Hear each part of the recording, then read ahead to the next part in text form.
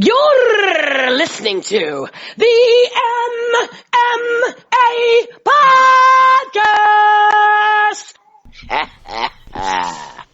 Holy fuck, boys. It is Lenny Hart calling us in. Thank you for tuning in to the 163rd edition of the MMA Podcast. Haven't done a podcast in a little while. Actually, I think this is the first time we missed 2 weeks in a row since, back in like 2013 when I was moving out to Denver and didn't have a permanent place of living, let alone internet, for a while. But we had our spring break, was out of town. The backup equipment really wasn't working, and then some family stuff popping up. Wasn't able to do a show last week, but all is good. Everyone's fine, and we're back. the MMA Podcast, TMP 163. As always, joined by P Money. He's on Twitter at Sweet Pappy Jones. What's going on, Pat? Jake, it's a pleasure to be back. Spring break was quite fruitful. It was a lovely time, and it's a beautiful evening out here in Southern California. Yeah, last time we did the show was our live edition just hours before UFC 196, and I must say, I'm pretty sure I was dead spot on with exactly how that main event went down. We'll talk about that a little bit more later, but very excited to be back and breaking down all the newest, latest happenings with you. As always, follow us on Twitter at the MMA Podcast. Visit themmapodcast.com and click the links at the top to subscribe on iTunes, SoundCloud, and YouTube, all for free. Free 99. The Lolo.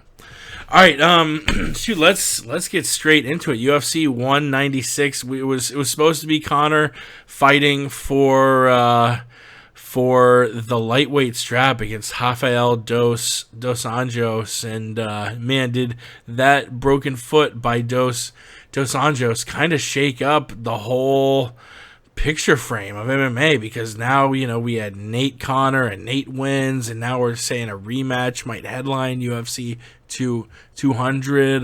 Wild stuff. Let's briefly, we were lucky enough to be in Vegas for the fights. And both of them, we, mouths open, like, what the fuck, could not believe what was going on. This is, both were shocking endings. Holm Tate went into the fifth round with Holm up 3-1, looking like she just needed to ride out another 5 minutes to win the fight, and Miesha Tate finishes the heavy favorite Holly Holm, who just taken the crown from Ronda Rousey, and now herself is the women's bantamweight champion. Rumored that her next fight will be a trilogy fight against Ronda Rousey at UFC 200. We will see what happens there. But yeah, what did you think of that fight briefly? And do you think Ronda Tate 3 is the answer as far as where you go next with that belt? Man, that was definitely an example of why they fight these fights. I mean, looking at it on paper, you could say, "Oh, Holly Holm is going to smash her," but a lot of people were definitely evaluating it correctly and saying, "You know what, Miesha Tate, she is wrestling style. It's different from a judo style," and Miesha did have some success there. It was a close fight. It was closely contested. It did look like Holly Holm was on her way to winning, though. Prior to getting submitted in the fifth round, it was kind of a shock. In the post-fight press conference, she was saying she felt like she had it in the bag and maybe let off the gas a little bit, and that's what happens. Miesha Tate is easily, I'd say, just the way the fights have played out, the second best grappler in the UFC women's bantamweight division. What she did to Sarah McMahon in her match, what she's done to every opponent of hers, that's not Ronda Rousey. Her grappling is really off the charts. And it's a whole different style from Ronda, who Holly Holm beat. And obviously, Miesha Tate hung in there and made it a much better fight. I mean, not only just by lasting through 5 rounds, but she ended up getting the submission victory. So, whether it was a mental lapse on Holly's part or just, a solid performance from Tate. You have to give Tate the credit. She came out with the victory. Um, as far as what they're gonna do, I mean, it looks like it has to be a rematch either way. They're saying Misha Tate's camp is saying they're open to an Amanda Nunes fight. Um, I think I think a rematch with Holly. I think Holly would probably take it. Um, she seemed to be winning that fight, and if what she said is true, she just let off the gas and made a mistake in there. I think having been in there with Misha 4 or 5 rounds in their first fight, I think that'll help her um, going into a rematch. Although the same could be said for Tate.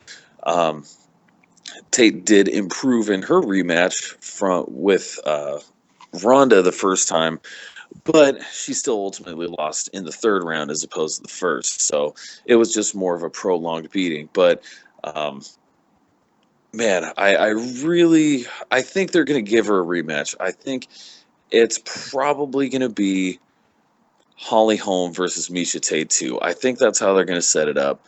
And I think the UFC, they're pulling for Holly Holm to win that rematch.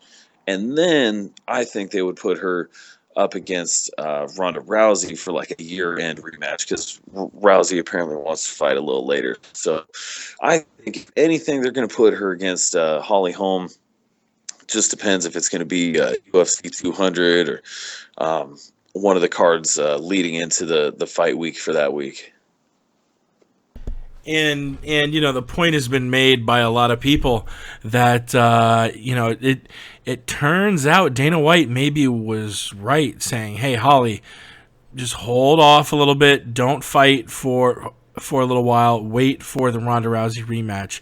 That rematch would have been easy. That would have been a blockbuster fight, maybe the biggest fight of 2016. That fight would have been crazy. I mean, as far as just mainstream reaction to any fight results I've seen, maybe ever. I mean, everybody was talking about Ronda Rousey getting knocked out. It was in papers on SportsCenter. Like, I don't know if I've ever seen a UFC result branch out that fast. Ronda is so mainstream now in movies, in ads, and that rematch would have drawn the attention of a lot of people. Instead, Holly said she wanted to stay active. She fights Misha Tate, loses, and for that reason, I do agree, Pat, that the UFC may make Holm Tate, and like you said, sort of hope that Holm wins so you can set up that rematch. Because as much as Tate versus Rousey would sell, for the mainstream, it's not as good of a story as, a rematch between Ronda and the chick who head kick KO'd her. And for MMA fans, I mean, we've seen Ronda and Misha fight twice, and both were pretty one-sided fights. I mean, when I think about Misha versus Ronda, I think about Misha shooting on Ronda and Ronda using her judo and not only defending the takedown, but countering the takedown, flipping Misha over, and ending up on top. And doing that multiple times, doing it over and over and over. And Misha had no idea what to do. She couldn't stand with Ronda. Ronda was boxing her up. So all she knew to do was to keep shooting. And Ronda kept countering him over and over and over. That was one of the more desperate performances I've ever seen in a title fight. So I don't know. I'm glad Misha won, but I think for her benefit, she's probably got a better chance to beat Holly Holm than she does Rousey, because Rousey fucking kicked her ass twice. And Tate, yes, it was going into the fifth round. It was 3-1 Holm, but all three judges actually scored the second round 10-8 Tate. So if Tate had won that fifth round 10-9 instead of getting the sub, it would have been a unanimous draw, which would have been even more confusing as far as how how to sort out the women's bantamweights. But you're saying Tate Holm next. I'll say Tate Rousey next, just to be devil's advocate, and one of us can say we were right. I'm also hearing it's not official yet, but I'm hearing we may see Zingano versus Cyborg down the pipe this summer. That would be a fun ass fight. Kat hasn't fought in a while, and Cyborg, lover or hater, she would be a very nice addition to the UFC's roster. Let's get to the main event. Like I said, I don't want to spend too much time on it because, it was forever ago, but I do obviously want to touch on it because we haven't spoke since we did that pre-fight podcast in Las Vegas, across the street from the MGM Grand in a much cheaper room at the Hooters Hotel. Conor McGregor, Nate Diaz, man, Conor looked so much more confident. I mean, that CNBC interview where Nate seemed flustered and angry, and Conor's literally laughing at him.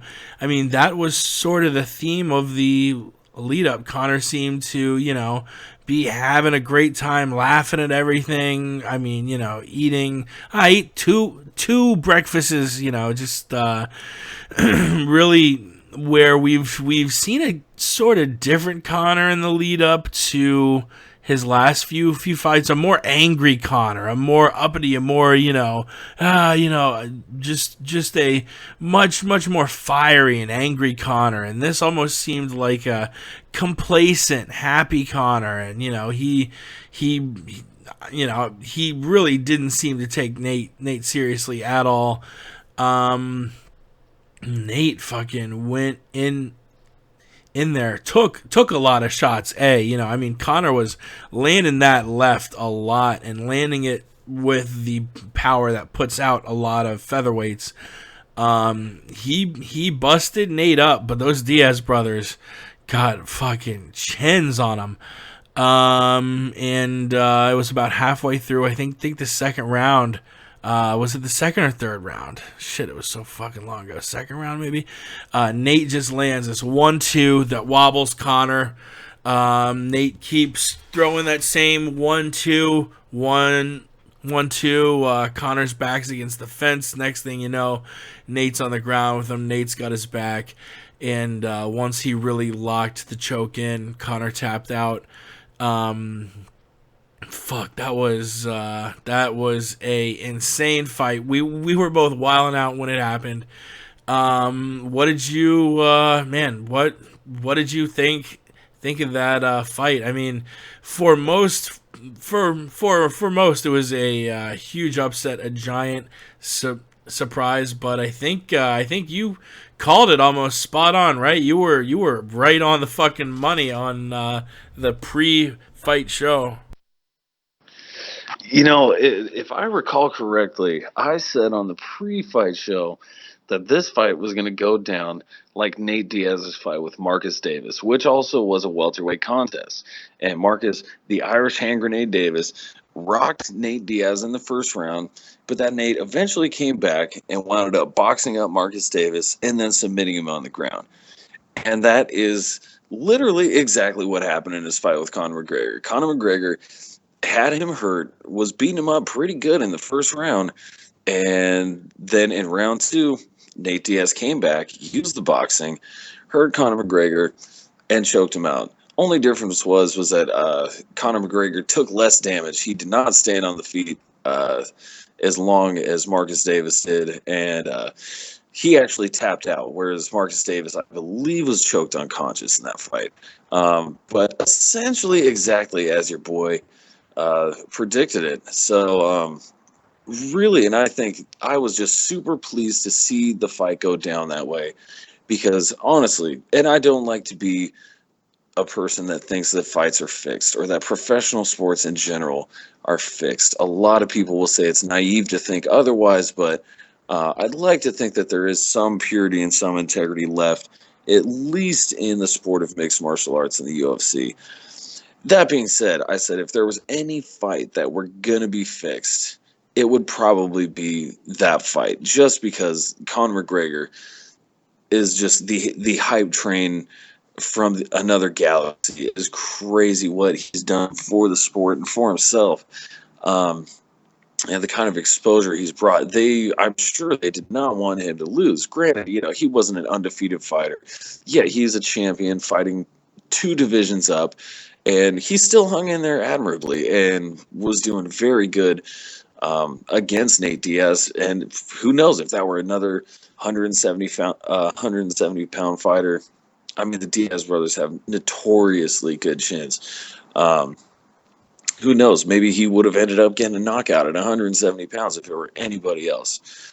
But my goodness, just the fact that Nate Diaz actually won, kind of had me restored some faith, if you will, that the sanctity of the sport is still in play. Because the breakdown that I gave on our pre-fight podcast, that was me analyzing it as I think it would go, just based on fighting standpoint. My analyzation of both of their styles, and not to say that any other outcome would have meant a fix, but sometimes you get performances that are questionable, and you say, for example, you mentioned Kat Zingano versus Ronda Rousey. You're like, what happened to a solid game plan and being a mixed martial artist and not just bull rushing somebody? Jose Aldo versus Conor McGregor, another fight. You look at that. This is the pound for pound best fighter in the last 10 years, or undefeated for 10 years, only UFC featherweight champion ever. And Jose Aldo just bum rushes Conor McGregor, swinging wild. Like, what happened to you being the pound for pound best fighter on the planet? Like, you're just throwing game plans. Fights like that, the game plans are just so questionable. The outcomes are just so weird. To see this one look like a legit fight, just actually, it was very good to see, very refreshing to see. I enjoyed the fight a lot. And I don't know if we've actually had any numbers come out on that yet, because they were saying the night of that fight that it was trending to be like the biggest fight that they've ever had, and deservedly so. I'd say it was a classic. It really lived up to the billing. Yeah, it one of the fights of the year, easy, in 2016. Connor didn't look bad until he got wobbled and dropped and choked out. The fallout from this now, allegedly, rumors had it that George St. Pierre was cage side for UFC 196, and had Conor McGregor won, would have come into the cage, challenged Conor, and the fight would have been set up, Conor McGregor versus George St. Pierre at UFC 200. Obviously, this didn't happen. Conor lost. With them remaking Conor versus Nate, I don't know if they're going to try and bring GSP back again and maybe give it a second shot at that plan. I don't know if they stubbornly want to do that, but them making Conor Nate again makes no sense to me at all. Apparently Conor wants it at 170, which again doesn't make sense. He even admitted in his press conference that his whole game plan is always to set up the left hand. Everything he does is all based on setting up his left hand, his knockout hand, his power hand. And he ends almost every fight, whether he, wobbles you and finishes you on the ground or just straight knocks you out with the left, like Jose Aldo. That left of Conor's is stiff as fuck. And he even admitted after the fight that at 170, his left hand isn't as valuable, as powerful, because the guys are bigger and the guys can take harder shots. So him saying that, I expected he would move back down and defend his belt. I mean, he's a champion. As a champion, you have a responsibility to be active, defend your belt at least 2 or 3 times a year. I think the UFC average is a little under 2, just because we have so many champions, get a big injury and sit for 9 months to a year. But all of that aside, I thought it was a no-brainer that you move Conor down to 45 and let him fight Edgar. That just seems like the obvious choice. He needs to defend his belt. And if he moves back down to 45, it's either Aldo or Edgar. And yes, I understand Aldo hadn't lost in a decade, was the pound-for-pound king, blah, blah, blah, blah, blah, blah, blah. He got knocked out in 13 seconds. I don't give a guy a like that. That is one of the most one-sided ways to win a fight. Take all this fluke talk and get the fuck out of here. He executed a masterful game plan and punched right up the middle when Aldo was charging with looping shots. That all said, I think Aldo is probably still next in line after Frankie, but Frankie is for sure next in line and is getting boned over hard here. And I'm not even a big Frankie Edgar fan. I mean, I think that the guy's got questionable management. He beat the shit out of my favorite fighter of all time 3 fucking times, including the retirement match where he beat him down in front of my own eyes in Vegas in what a lot of people call just the saddest fight to watch of all time. Frankie beating up a Penn who was like standing on the balls of his feet looking like a bird. I don't even want to talk about it. But all of that said, Conor Edgar to me seemed like the obvious fight. And I don't know why in the fuck they're going to, and Nate sort of confirmed it recently. He was picked up talking during the ad break of UFC Tonight earlier tonight, and said, "Yeah, Conor in the UFC wanted at 170," but I'm saying that's bullshit. I want to fight at lightweight, so he doesn't have an excuse the next time. All of these guys are saying that he needs to fight at 55, so we'll see. For them to fight at 70 is crazy, but the whole idea of the fight is crazy anyway. So you would figure the only reason they fought at welterweight, Conor was supposed to be fighting at lightweight for the championship against Rafael Dos Anjos. A fight against Dos Anjos to me makes more sense than Diaz. A fight against Aldo makes more sense than Diaz. A fight against Edgar makes more sense than Diaz. You're matching your cash cow up with a dude who just choked him to sleep, and very well could again. My only guess is that, like I said, they're maybe so desperate to go after that Conor GSP angle. If Conor's gonna fight now at 55 or 70 against Diaz, unless your very next fight is going to be defending your belt at 45, vacate the belt. If you're planning on fighting Diaz then GSP, vacate the fucking belt, man. You can't fight 3 straight times out of your division in non-championship fights if you want to stay champion at another weight class. That makes no fucking sense. So that jag over. It seems like Conor Nate 2 is what's next for both of them. Do you agree with that? I mean, I'm planning on trying to go to Vegas for UFC 200 in July, and when I heard that was that was what the UFC was gunning for to make the main event of that card, I was super bummed out. I was like, man, I don't want to see that fight again.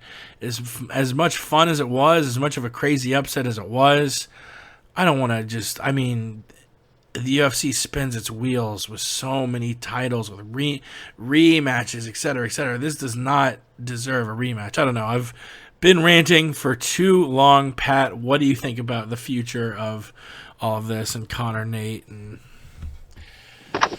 bullshit? Well, Jake, I think your ranting is spot on. Really, this doesn't make any sense aside from a financial sense. If this is the biggest fight that they ever did, of course, that's got them salivating. Surely, it was one of the biggest gates they ever did. If I'm not mistaken, it was at least in the $8 million range. I want to say just for the gate itself.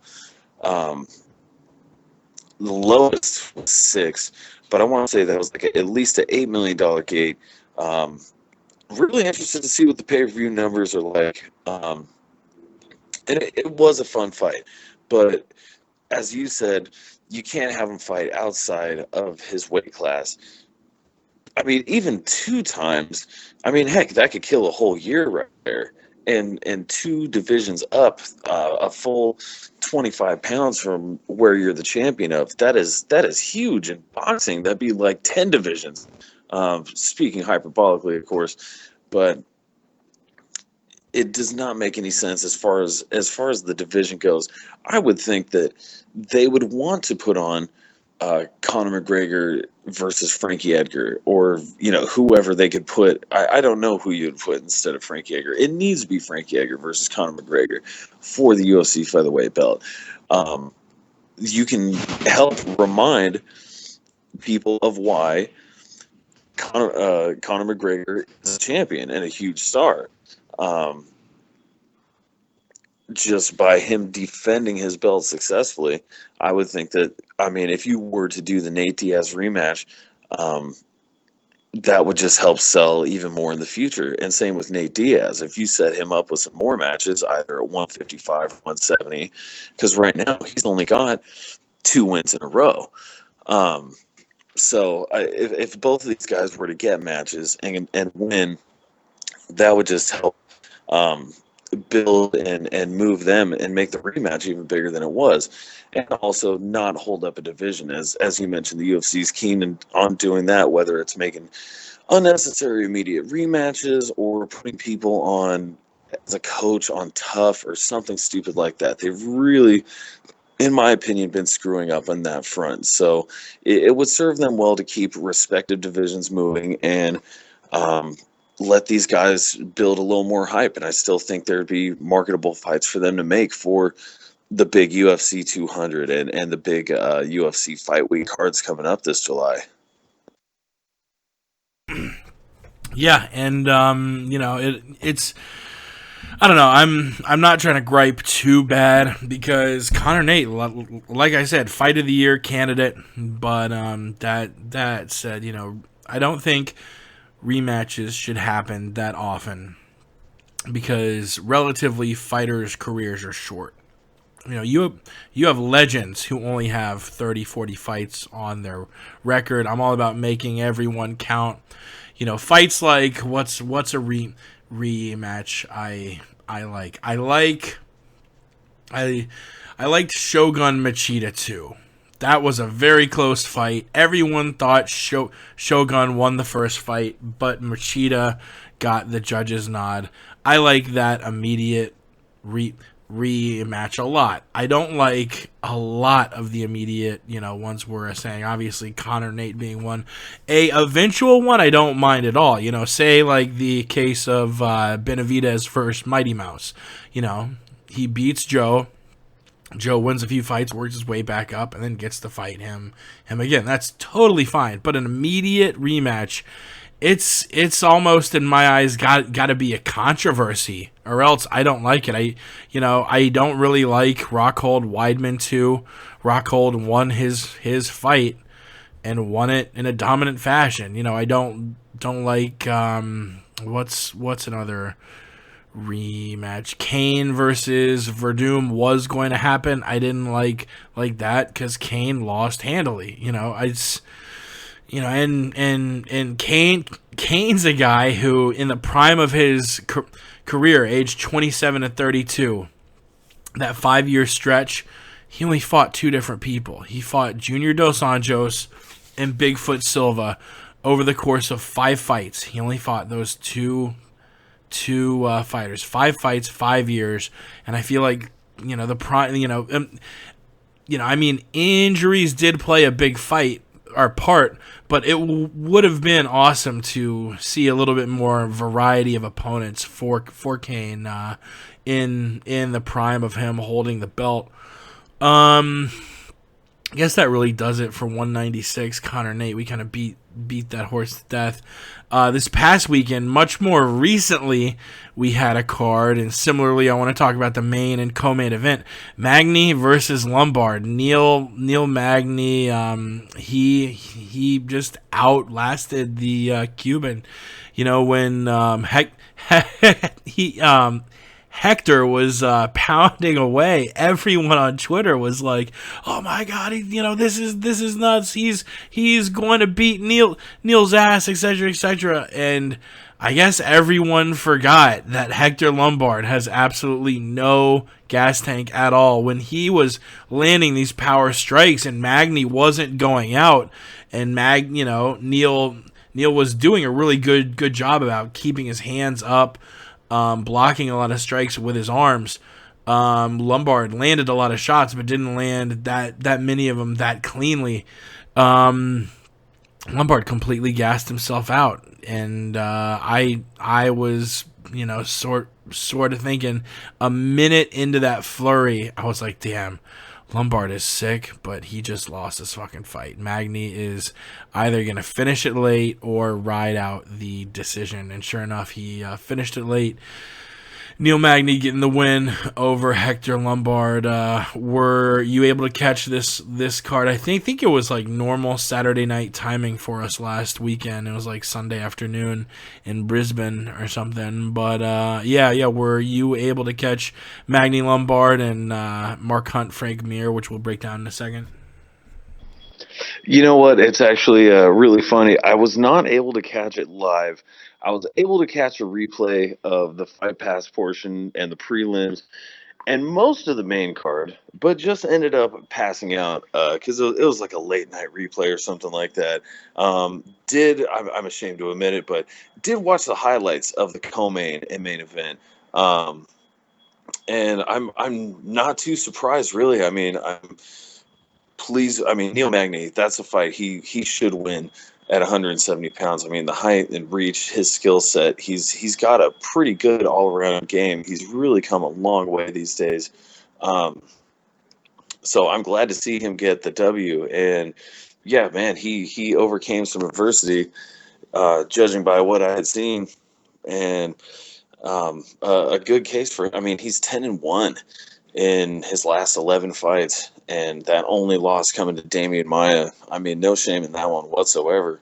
Really, he has to go up the ladder now. There's really not a whole lot of room, but yeah, glad to see he got the W in this one. Solid outing. Solid outing indeed. Another solid outing in his home continent. Mark Hunt starching Frank Mir. I don't know, Mir may be a little too confident in his stand-up after his last couple fights where he had a lot of success standing up. You don't want to stand up against Mark Hunt, who registers another walk-off KO. You love it. He lands the power shot, and before the ref even gets in there to call the fight off, you have Hunt walking away like a fucking G. What'd you think of that KO, and who do you schedule next for the Super Samoan Mark Hunt? Man, I really don't even know what to do with Mark Hunt at this point. I mean, he's fought basically everybody in the UFC heavyweight division. He's fought all the top tier guys. I mean, heck, maybe I don't even know who's scheduled at this point. I was gonna say maybe put him up against Overeem. I don't know what Overeem's doing. He's potentially got a fight booked. I just can't clearly recall. But he's really fought who's who. I think Mark Hunt said it best at the post-fight presser that he wouldn't mind getting a rematch against some of these guys like Junior Dos Santos. I know he specifically named Fabricio Verdum, especially now that he's the champion. So I think that'd probably be a good way to go. I mean, he's got a pretty good little bit of momentum going right now, I want to say. But I mean, he's a perennial contender. He's one of the most dangerous guys in the heavyweight division, especially since he's really shored up his ground game and stuff like that, and his takedown defense. So yeah, I definitely think of. I mean, of course, everybody wants to see Mark Hunt fight for a title at some point. Having gone up against Fabricio Verdum unsuccessfully for the interim belt, it would just be fun to see him get back to that point. So I say, hey, maybe give him a contender, give him a high profile rematch, or who knows what Overeem's doing these days. But book the fight, and you can always push him towards the heavyweight title shot. Yeah, I mean, I'm checking the UFC rankings right now. I mean, you have Stipe versus Verdum. You got Brown versus Kane, which I don't know. Man, you have Rothwell, who's fighting Arlovsky. So I mean, Hunt. I mean, shit. Give him. I don't know who's open to a fight currently, but I feel like in the next few months we have a lot of fights rolling down the stream. It's Dos Santos versus Overeem, right? Or am I dreaming that up? No. You know what? I'm pretty sure Rothwell versus Overeem. No. Rothwell versus Dos Santos is what it's going to be. That's right. That's April. You're right. Yeah, that's where it is. Okay, so maybe Overeem is available. Who knows? I don't know. On Andre Arlovsky, I think was he at that presser? No. Yeah. He's fighting Overeem. It'll be Rothwell Jr. Arlovsky Overeem. Sorry for fucking that up so terribly, everyone. Wow. Apologies. Yeah. So that's actually really interesting. All those three fights.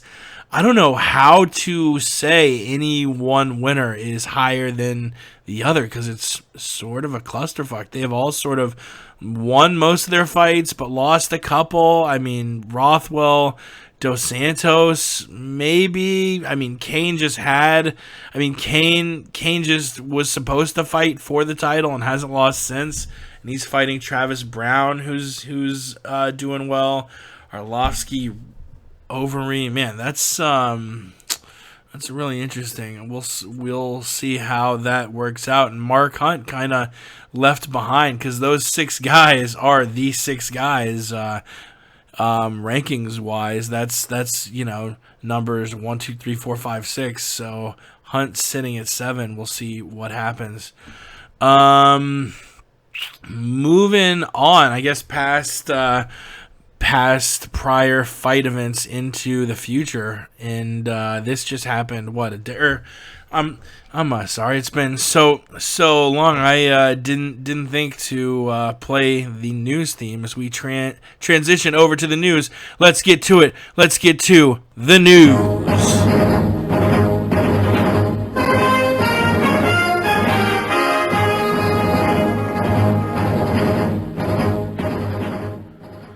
That's what happens when you haven't done a damn show in 2.5 weeks. You get rusty, but we're getting back into the groove of things. And just yesterday, really positive news: New York MMA, New York, the last state to finally legalize it.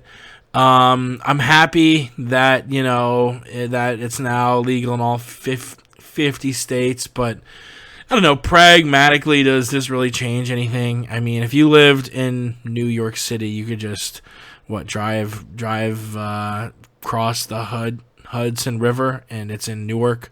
It's like a 30-minute drive away. So now it'll be, 10 minutes away instead of 30? I mean, the fact that, now it's officially legal there and they can do it in Madison Square Garden is cool, I guess. But they were doing shows within 30, 40 minutes of New York City. It's not like people in the city haven't been able to watch MMA. And if it were illegal in a lot of other places, like other countries, I think maybe it would be a big deal. But New York was literally like the last, one of the last places, not just in the U.S., but in the world. So it's I guess good. The whole reason it wasn't passing to begin with was government corruption. So I guess, yay as far as, less government corruption. But the UFC has said they're over the next 3 years going to try and do 4 shows a year at MSG, which is pretty huge. Good news for our friends Ross Finkelstein and Yao the Truth living in New York City, and yeah, we'll see how good a venue Madison Square Garden is with the UFC. Um, do you have any thoughts on the legalization in the final state that had banned the sport? You still with us? Did I bore you to death? It is a boring ass topic. No, oh my goodness, not at all, not at all. I mean, I really think this is huge for the sport. It's an iconic state, and there's a lot of iconic venues and a lot of historic fights that have happened in New York. And I really think that the UFC loves things to hype these days, and this is something that they can really hype up. They're going to try and make their first event in Madison Square Garden, and they're going to put together blockbuster cards when they go to New York. And this being one of the biggest, you think of big fights, it's essentially, that's the biggest fights have occurred. And I don't know, for some reason, I just feel like this will really help be a catalyst for further growth, for further mainstream recognition. Arts. It's now recognized by all 50 states, and it's only a positive move. I'm really looking forward to it. I just think everybody's going to be putting their best foot with this whole legalization, and trying to put together solid cards for the debuts in New York. And I'm glad that it finally came into fruition. Yeah, and I'm 4 cards a year sounds a little excessive. I mean, that's I mean, maybe they're not all pay-per-views, but 4 cards a year. That's I mean, what you put on over the course of a year, around 40 shows. So that's a good load of shows there. What else happened since we've been gone? Kimbo and Shamrock fail their drug tests. I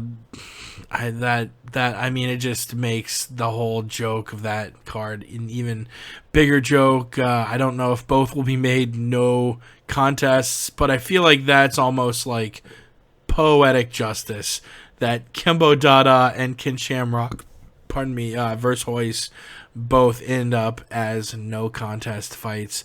The one thing I sort of thought of is, both will be banned a year. But, Dada had major issues after that fight and almost died of cardiac arrest. Would Kimbo have been liable for any sort of, any sort of further penalty? Yes, it wasn't like Dada almost died because he, had such a concussive punch or knockout. He did get knocked out, but it seemed to be mainly because he was just so gassed he couldn't go on, and he almost died of cardiac arrest, not a brain hemorrhage from getting punched so hard.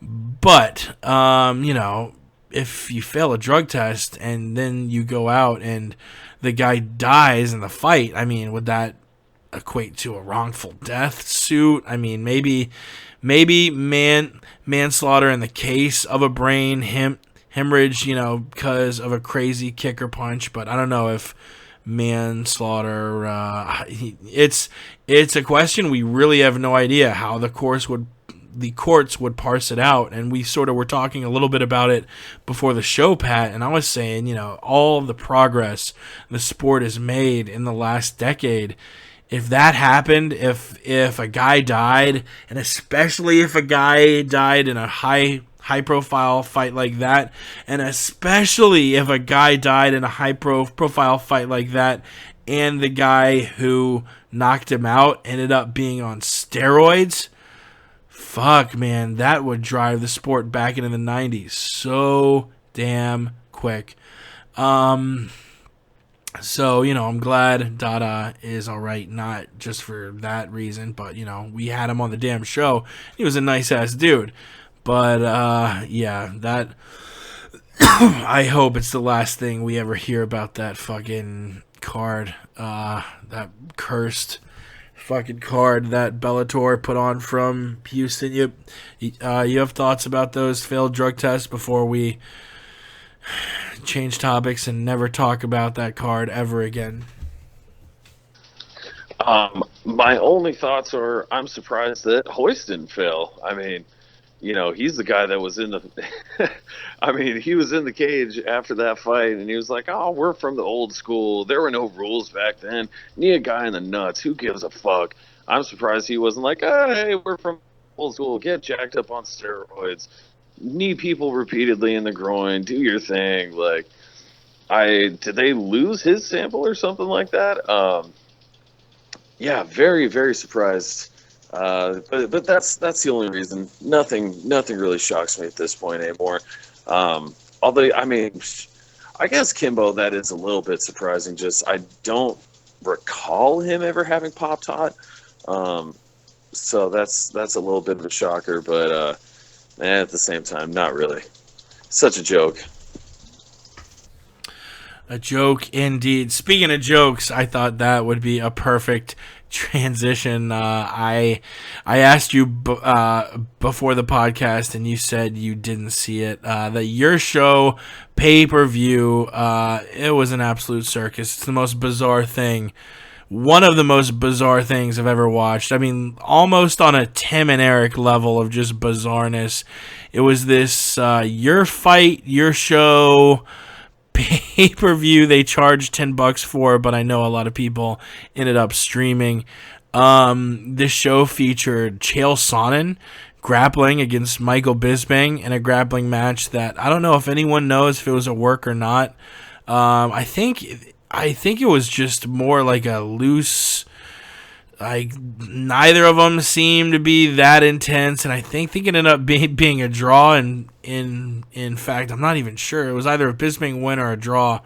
And they did it in a 3-roped ring, which is super fucking dangerous for a grappling match.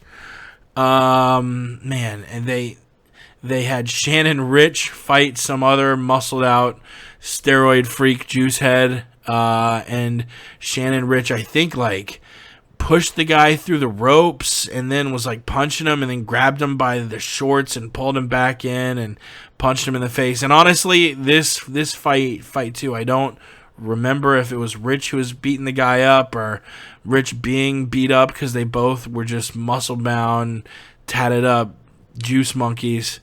You had Roy Jones Jr., who originally they wanted to let Roy Jones Jr. fight a fan, and then they realized they couldn't really license that fight, so they matched Roy Jones Jr. up against like this amateur MMA fighter, and still offered him $100,000 if he beat Roy Jones Jr. And Roy Jones Jr. stiffened the dude like in the second round. It was a boxing match, and they put this MMA fighter up against Roy Jones Jr. And Roy Jones Jr. legit stiffened the dude up. What else? You had a Riff Raff concert. You had a pro wrestling match with Kurt Angle and Rey Mysterio that Riff Raff intervened in. It was some bizarre ass shit. There were ads for a show where literally the concept of the show is Gary Busey reads good night stories to kids.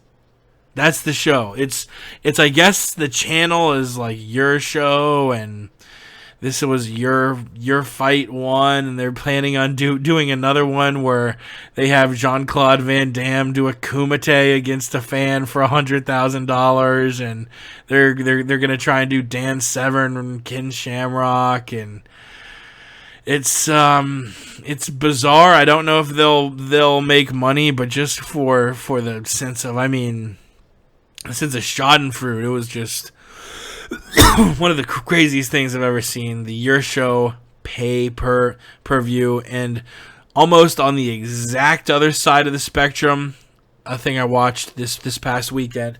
The 2016 NCAA championships, not in basketball, but wrestling. Dude, that was such a wild, especially if you haven't really watched wrestling and sort of were in the same boat as me, just tune in for the finals. The pacing is really quick. There are 10 weight classes. None of the matches go past 10 minutes. I mean, it's 3-minute rounds, and that's it. It's very quick. And you go up from 125 to heavyweight, and it's a you don't really know now who's gonna do what, but you're likely to see a lot of these guys end up in MMA, and you're sort of watching them before they got involved in the sport. I mean, so many of your current stars: Johnny Hendricks, Chris Weidman, Phil Davis, Ben Askren, Brock Lesnar. I mean, probably more than half of your UFC champs the last 5 years have NCAA creds, and it was a lot of fun watching guys like Miles Martin, who were huge underdogs, win, or guys like Kyle Derringer, who won his 3rd straight title, or Kyle Snyder in the main event, who fought. It was a world champion, Kyle Snyder, who hadn't fought much college wrestling at all, against this Nick Gwizdowski guy. Gwiz has actually been on Front Row Brian's show, and Snyder's been on the T Row and Funky show, both podcasts you should check out, and I actually produce. And it was a back and forth fight. Snyder down early, he forced overtime, ended up winning. The undersized Kyle Snyder, who now, along with Jordan Burroughs, is one of the biggest faces of USA Wrestling. And man, if Kyle Snyder got into MMA, he would be a motherfucker. That dude can wrestle his dick off. I guess probably nobody who listens to this show, or only a few of you, follow college wrestling, so I won't spend too much time on that.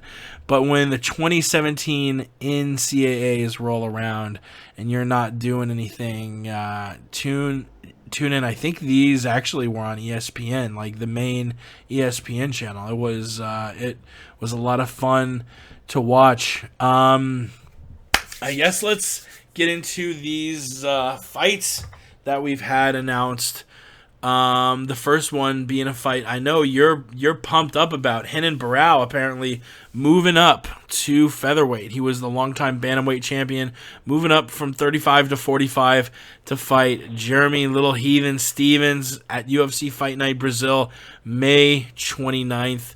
Barão, a long time, top 3 guy in the pound for pound rankings, has sort of been cut down a little bit of late by Dillashaw, but now he's changing weight classes, fighting Little Heathen. Who you got in this one? Man, you know what? I've been flipping a coin over this one, really. Renan Barão, he did some fantastic things at the 135-pound division before he ran into TJ Dillashaw, which nobody ever thought saying that before. I mean, everybody thought he was going to steamroll Dillashaw the first time they met. I think I made some insane proclamations regarding that fight and how that's akin of a lamb being led to slaughter. But, man, Renan Barão beat pretty much everybody at the 135-pound division, except for Dominic Cruz and except for TJ Dillashaw. But he just massacred his competition. It wasn't even close. And he just ran into that style. One that Dominic also says that he just could not overcome. And he's been talking about moving up quite some time, though. It was when he and they were both champions, there was talk of, say, going up to 155 and him Barão moving up to 145 and then trying to take those respective divisions over. It appears now that Hennon's moving up after they both lost their titles. Hennon Burrell, he's got solid skills though. He's got legit grappling. He's got some solid striking, very creative strikes. Man, this fight though, he's coming in against Jeremy Little Heathen Stevens that has crazy power. You want to talk about a guy that has pound for pound knockout power. Jeremy Stevens is certainly on that list. He was knocking people out at 155, and he's still been able to do it at 145. Haven't seen that much from it lately, save for the Dennis Bermudez backwards tiger knee TKO from last year's UFC card. But he's still got it, and we have seen Hennon Burrell, specifically in the Eddie Wineland fight. He was bullied by Eddie Wineland. He was able to use his bigger frame and his power and push Hennon around the cage. And really, and also with his solid boxing fundamentals, he was doing a good job. And it wasn't until that crazy spinning back heel kick, like really that was just Hennon Burrell finishing the fight in the blink of an eye, that I thought Eddie Wineland was certainly taking. So we have seen Hennon Burrell face trouble from other styles aside from the very active type of footwork you'll see from a TJ or a Dominic. And Jeremy Stevens, he's a big guy. He's certainly, if we saw another bantamweight pushing Hennon Burrell around, granted, Hennon's moving up to 145, but Jeremy, certainly, he should have a little bit of height and reach. And he's just seems to be a naturally larger frame than Hennon Burrell. I wouldn't doubt we could see him bully him around. It'll be interesting to see how successful he is with this. Let's not forget, Lil he does have some good grappling himself, so he certainly has what it takes to beat Hennon, and I think he's going to do just that. He's going to make it an unpleasant welcome to the featherweight division for Hennon Burrell. Yeah, man. As much as I want to be brave and pick the underdog Stevens here, I gotta go with Hennon. Stevens has those power shots, but yes, Burrell is moving up, and the Nate Diaz theory, you bully fighters and then you move up. It's not going to be easy, and you might get bullied around yourself. I don't know if that happens here. Burrell's quick. He's got leg kicks to chop Stevens' approach down, and I'm gonna go with the Baron here, Hennon Burrell.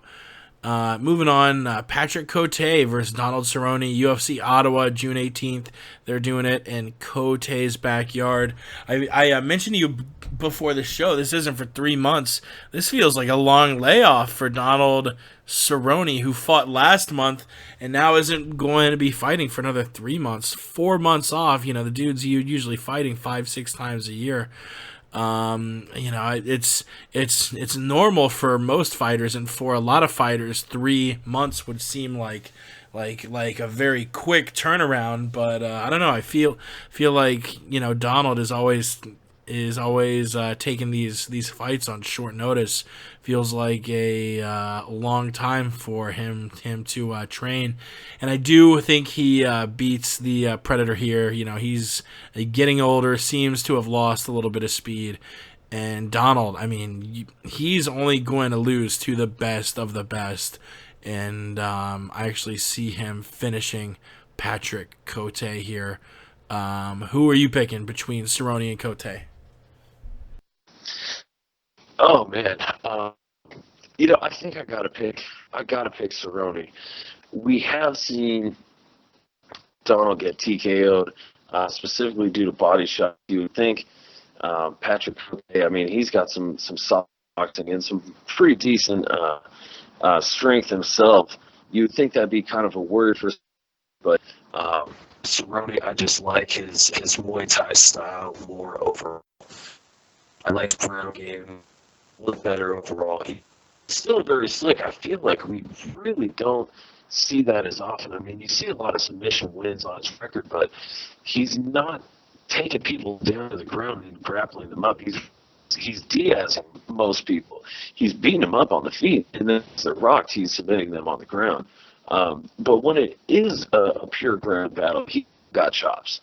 I think, and just with the momentum, although Cote has looked good and has looked resurgent these days, I just think Cerrone is on another level. But as you mentioned, Cerrone, he fought last month. He fought in February. So he's going to be, quote unquote, out for 4 months until this fight with Cote. And yeah, it seems odd. That's like the equivalent of a year and a half out of Cerrone just with the work rate he keeps. Are we going to see some ring rust from Donald Cerrone because he hasn't fought in 4 months? His work rate is insane. He's fought more he's been with the UFC less than 5 years, I want to say. I want to say it was April 2011 he made his UFC debut. So it hasn't even been 5 years. And he's at least hit 20 fights with the UFC by now. He puts on a crazy pace. He's fought more than most people ever will in their entire careers. It took him like 3 years to accumulate more fights than Cain Velasquez, who's been with the UFC since 2008. Cerrone is just a beast.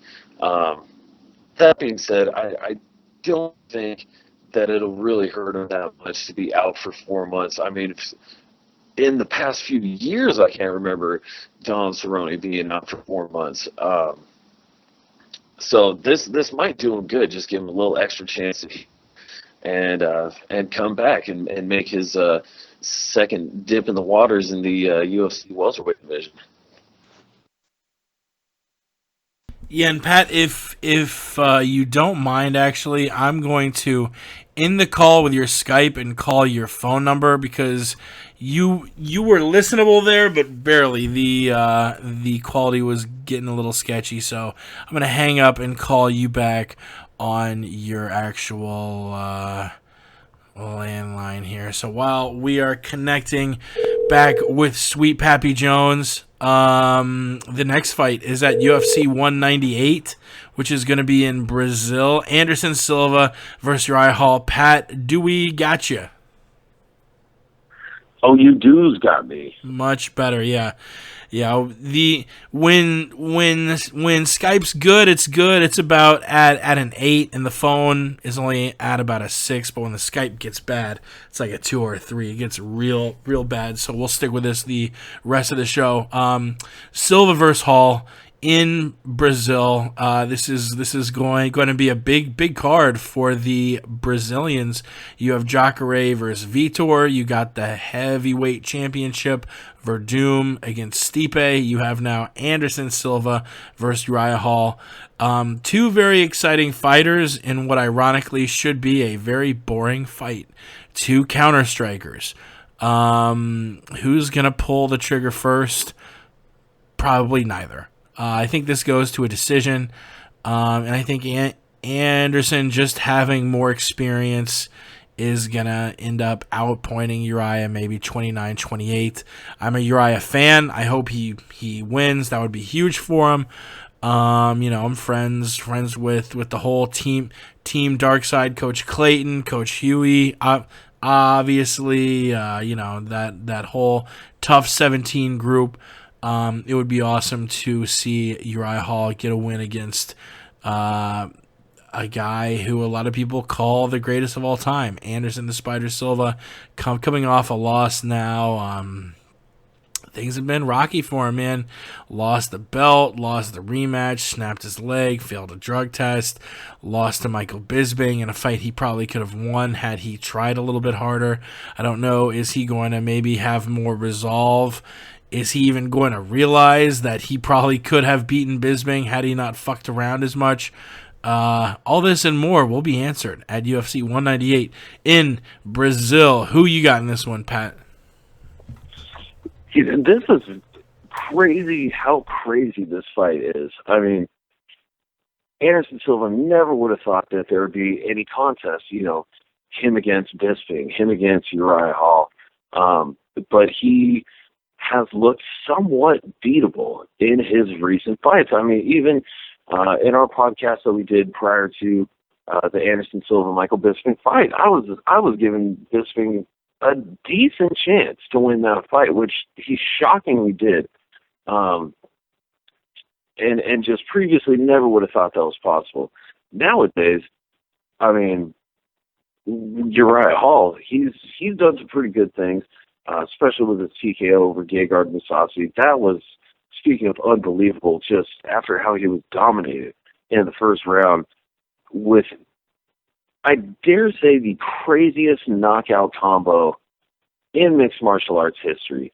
The jumping, spinning back kick directly to the jaw, followed up with a pinpoint flying knee directly to the jaw to finish Gegard Mousasi, who's a world-class talent who'd previously never been TKO'd in his mixed martial arts career.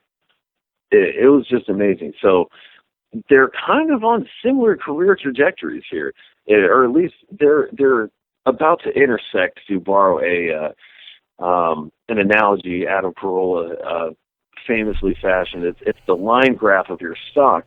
Uriah Hall's stock is climbing right now.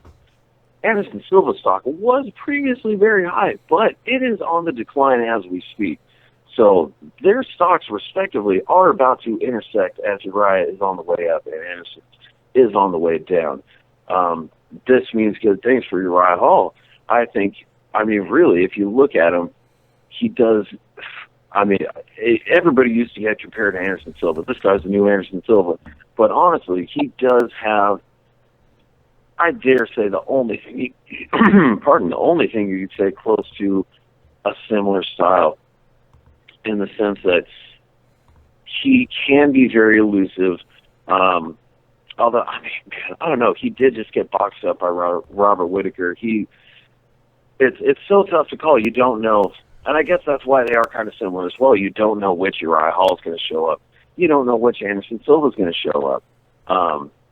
Anderson Silva has been that way since his fights with Damian Maia and Talis Leites, where you're watching these fights like, oh, he should just be pulling the trigger and finishing the fight any moment now, and just wouldn't do it.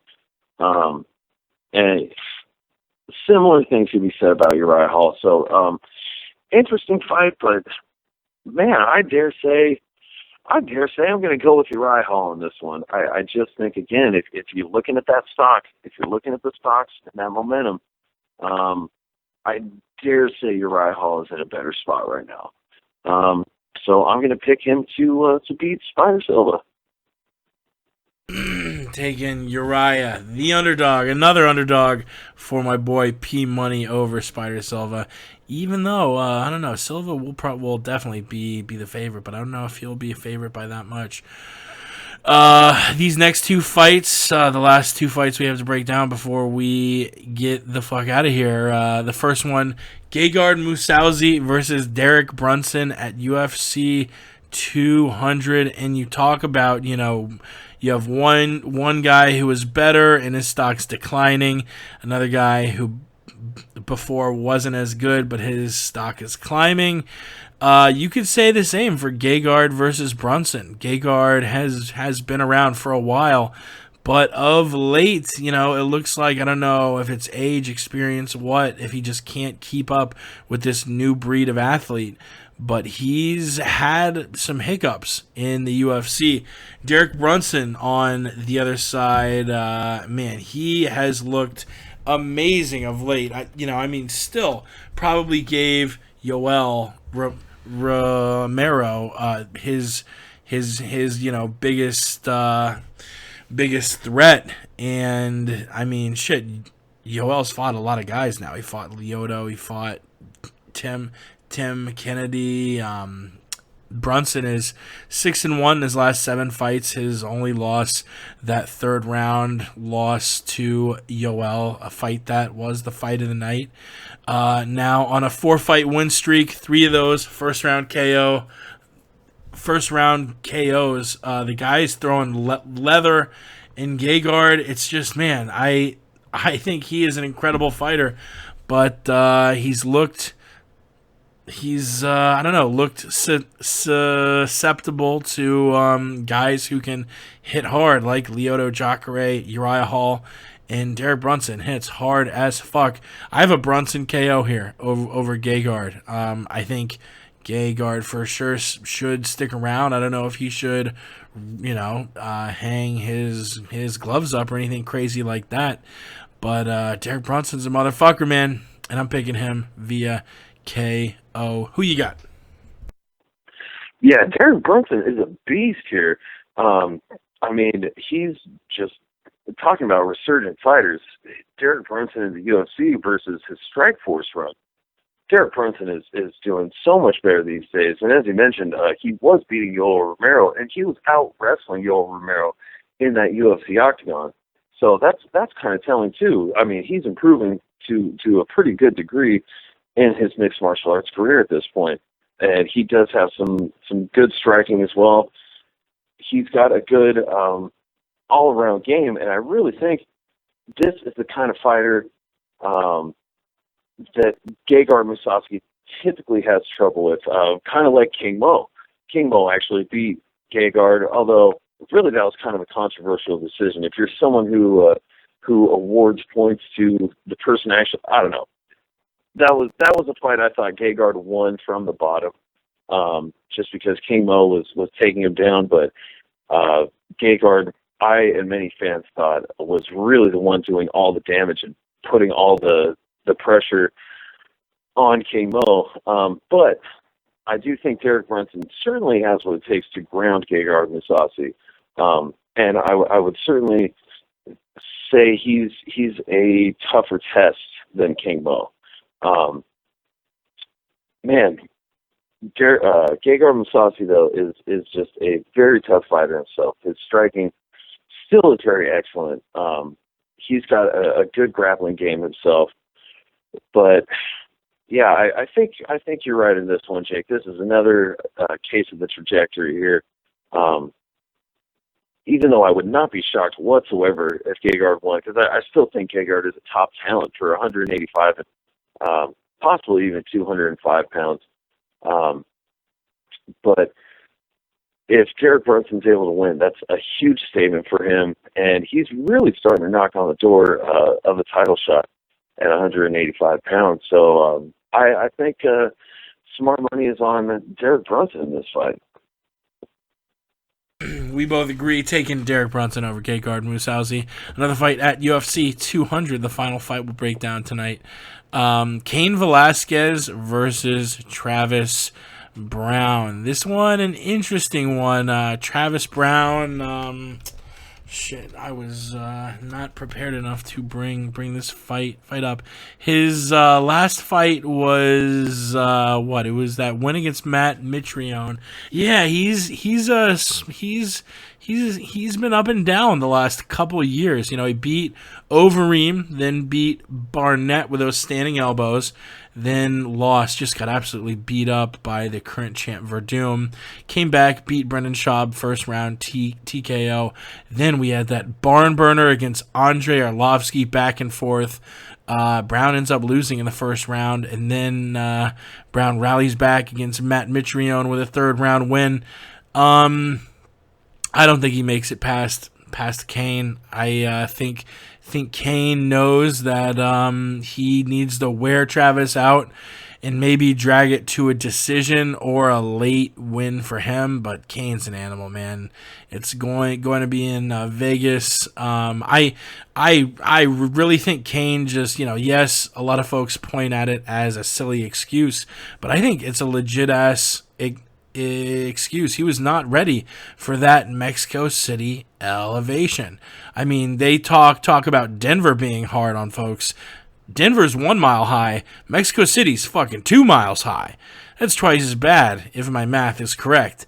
So, Cain obviously was not ready, having only, I think he got to Mexico City like a week and a half before the fight, whereas Verdum was not only staying in Mexico, but he was staying even at higher elevation than Mexico City. He was staying up in like the mountains and was there for like months. and I believe was like doing some camp with a bunch of other fighters. Was really training hard and getting used to that elevation, which proved to be a big factor when that fight started to drag on into later rounds. That said, Cane's a fucking animal, man. I really don't see him making a mistake like that again. Travis Brown is a top 5 heavyweight. Cain Velasquez, in my opinion, is the best heavyweight on the planet. I think in a rematch against Verdum would beat him. I think Cain is still the fucking man, and I have him winning this fight and getting another shot and taking the belt back. Well, those are bold predictions, Jake, and I mean, you certainly have a point. Fabrizio Verdum was conditioning in Mexico City a lot longer. You watch some of the videos of his workouts. He was like climbing in the mountains, throwing weights up the entire way. Really looking in great shape, and that was just an amazing performance on his part. I personally, I don't know, man. I think Verdum would probably still take it, but anyways, this is about Cain versus Travis Brown, and really, I just hope Cain stomps a mud hole in Travis Brown. Not to fighter bash, but my goodness, go watch that post-fight press conference. Fighter bash all you want, homie. I mean, this isn't the forum here. This is the MMA podcast. Goddammit, episode 163, and I'm saying I want Cain to just stomp Travis Brown. Just the way he was acting after his fight with Mitrione, complete dick to the media.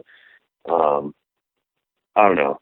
Would not be disappointed to see Cain do his thing and just ground and pound Brown. Granted, though, Brown, he does, I mean, he's legit, and he's got a huge size and reach advantage against Cain Velasquez. And he's got some creative strikes. Those elbows to the head, when fighters are trying to take him down, I mean, my goodness, he will be able to land those easily against Cain if Cain isn't quick with his shot, and if Cain's trying to grapple up against the cage. So he has to be wary of that, as well as the long limbs and the long knees. So there is a lot to overcome there, but at the same time, when those long limbs miss a lot more considerably than someone with a shorter, more compact frame. Cain Velasquez, with his wrestling advantage and a lower center of gravity, you would think that would also mean he's fighting a more susceptible opponent. Tough fight, but yeah, I'm thinking Cain definitely gets it, and I'm hoping in a fairly brutal fashion. Ground and pound Brown. We got Doc Seuss over here. Man, I think that's about everything. Thank you for tuning in to TMP 163. We had a lot to break down, but kept it under 90 minutes. We will be back. I guess we'll be back next Wednesday. Plan on that. As always, listen to our sister podcast, The Filthy FRB Show, which is currently on hiatus. We'll be back in a little while. And of course, if you want to learn a little more about wrestling, Olympic wrestling, college wrestling, all of that, it's got Tommy Rollins and Ben Askren. It's the T. Rowan Funky Show. Go and check that show out as well. We thank you for listening to this show. Pat, you have anything for the people before we sign off? Well, I just want to thank the people, as always, for tuning in. It's always a pleasure breaking it down with you, Jake, and breaking it down for our fans that listen. We love you so much. Getting back in the swing of things here. Spring break's over. The time for fucking around is done. It's time for us to get down to business. Time to get down to business. We'll see you next week to talk a little more MMA. Till then, we gone. Jake, tune into the MMA podcast every Tuesday night. Got the wild style, always been a foul child. Will I, sucker? I be the coming like Noah. the MMA podcast. Jake is the host, and since Ramsey's been in the wheelchair, the Aunt Jimmy show has been on a roll. I wanna say John Jones is a host, so I think that I'll pick up the phone and dial 213-457-3380. We got hot takes on the stove. You get blood on your clothes if you're sitting in the front row. I throw on my gi and then I lace the hoops. I'll have Gal lying down cause he ain't the truth. And if Alan wasn't a cop, I'd mention you. And shout out to Ross Finkelstein the Jew. Cause according to you, you're an MMA guru. Approved Brisbane lost his hands, Count Dooku. If you're a fancy boy, you get a 2-minute slot. Mystery wants a title shot. So listen to the MMA podcast. Throw a high kick, but I block that. Call me Diaz, screaming George, where you at? I want the strap. But you know that I'll never tap. So listen to the MMA podcast. Throw a high kick, but I block that. Call me Diaz, screaming George, where you at? I want the strap. And you know that I won't tap. Mystery. The MMA podcast. Most of us just live and breathe this fighting shit. Shout out to Jake. Shout out to Jake.